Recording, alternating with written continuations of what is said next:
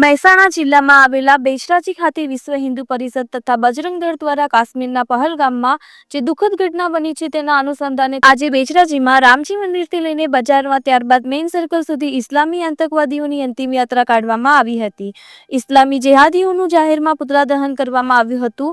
હિન્દુ સમાજની એક જ માંગણી છે કે આ ઘટનામાં જે પણ હિન્દુઓ શહીદ થયા છે તેમની સાચી શ્રદ્ધાંજલિ એ છે કે જે પણ ઇસ્લામિક જિહાદીઓ આ માનવીય કૃત્ય કર્યું છે તેમના જડથી મસ્તક જુદા થશે તો જ એમની આત્માને શાંતિ મળશે તેવી માંગ સાથે વિશાળ રેલી યોજી હતી। રેલી યોજ્યા બાદ બેચરાજીના મુખ્ય સર્કલ પર ઇસ્લામિક આતંકવાદીઓના પુતળા દહન કરી વિરોધ પ્રદર્શન કરવામાં આવ્યો હતો।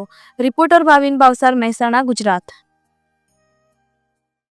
મહેસાણા જિલ્લો આર્યન સુથાર। મારે કહેવાનું એટલું છે કે આપણે ભારત દેશમાં અત્યારે આપણે સુરક્ષિત નથી એવું કહી શકાય। આપણું જ કાશ્મીર છે।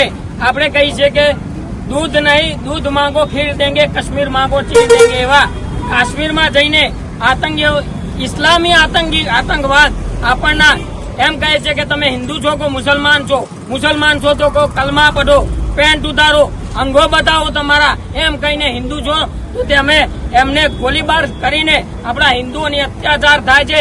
એવા ઇસ્લામનું હું આ એમનું હારીને એનો સખ્તપણે વિરોધ કરું છું તથા કડક શબ્દોમાં વિશ્વ હિન્દુ પરિષદ તેની નિંદા કરે છે અને એવા લોકોને વધારેમાં વધારે કાર્યવાહી થાય તેવું વિશ્વ હિન્દુ પરિષદ વિચારે છે।